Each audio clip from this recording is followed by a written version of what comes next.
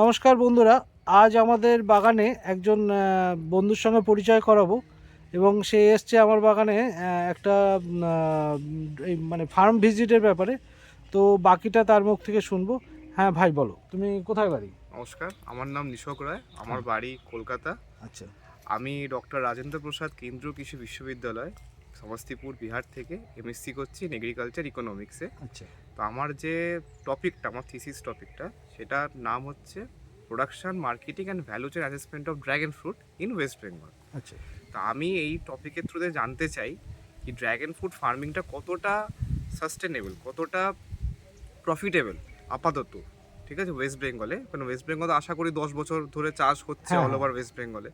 তা আমি এর ওপরেই গবেষণা করছি, ঠিক আছে, কি আরও ফার্দার মানে আরও আসছে বছর এটা কতটা এগোতে পারে এই যে জিনিসটা, ঠিক আছে, কতটা আরও বড় হতে পারে, ঠিক আছে। তো এই জন্যই আমি আজকে এসেছিলাম প্রসেনজিৎ কাকুর কাছে, ঠিক আছে, আচ্ছা আচ্ছা। একটুখানি জানতে, একটু ইনফরমেশান নিতে কি কীভাবে চাষ করা উচিত, ঠিক আছে, কোথায় প্রফিট, কতটা প্রফিট হচ্ছে। প্রফিট তো অবশ্যই হচ্ছে, এটা জানি আমি, কিন্তু কতটা হচ্ছে, কোথায় কোথায় যাচ্ছে ড্র্যাগন ফ্রুট, ঠিক আছে, হ্যাঁ, কী কী লাগে, এস্টাবলিশমেন্ট কস্ট, ঠিক আছে, সব কিছুই আমি জানতে আজকে কাকুর কাছে এসেছি হ্যাঁ, আমি ফার্মে। সংক্ষেপে একটা কথা বলে দিই। হুম। সেটা হচ্ছে, আমরা অনেকেই চাষ করতে ভয় পাচ্ছি। হ্যাঁ, চাষ করতে ভয় পাচ্ছি, তাই এখানে দেখা যাচ্ছে যে আমাদের গভর্নমেন্ট থেকে এই রকম নিউ জেনারেশন যারা আছেন তাদেরকে পড়াশোনা শেখানো হচ্ছে।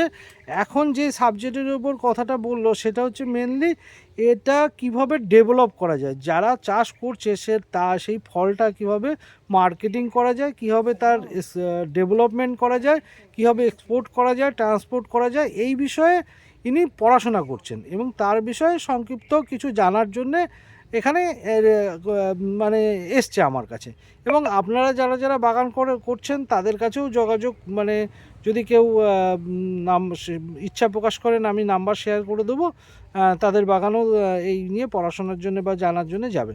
তো এটাই বিষয় যে আগামী দিনে ড্রাগন আমাদের কিন্তু ভবিষ্যৎ আছে বা হচ্ছে বা হবে। আপনারা যেটা ভাবছেন, মানে কেউ যদি নেগেটিভ কোনো কথা বলে বা নেগেটিভিটি বিষয়গুলো, সেগুলো কিন্তু আমি এই কথাটা বলার মানে এই উদ্দেশ্য যে নেগেটিভের মধ্যে কিছু নেই, পজিটিভ আছে এবং এখানে প্রচুর সাকসেস আছে। এবং এই নিয়ে অনেক কিছু আগামী দিনে হচ্ছে বা ভাবছে সবাই। আপনারা আগাতে পারেন, করতে পারেন। তো থ্যাংক ইউ বন্ধুরা।